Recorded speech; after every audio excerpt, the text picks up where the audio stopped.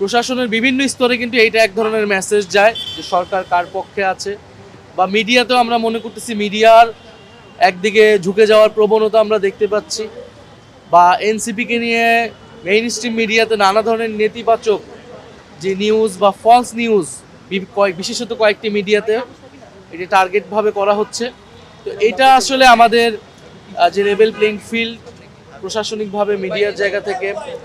সেই সুযোগ সুবিধাটা কিন্তু সমভাবে যাতে হয় সেটা আমাদের চাওয়া থাকবে, এবং সরকার এবং নির্বাচন কমিশনের কাছে কিন্তু বারবার আমরা এটা বলেছি। আমাদের নির্বাচন কমিটির চেয়ারম্যান তিনি ইলেকশন কমিশনে গিয়ে কিন্তু এই বক্তব্যগুলো দিয়ে এসেছে, এবং আমরা পর্যায়ক্রমে আমরা ধারাবাহিকভাবে ইলেকশন কমিশনের কাছে আমরা কিন্তু এই আমাদের আপডেটগুলো আমরা দিয়ে আসব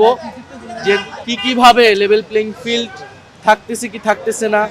বা আমরা যে নির্বাচনের মাঠে যাচ্ছি সেখানে আমরা কোন ধরনের বাধার সম্মুখীন হচ্ছি।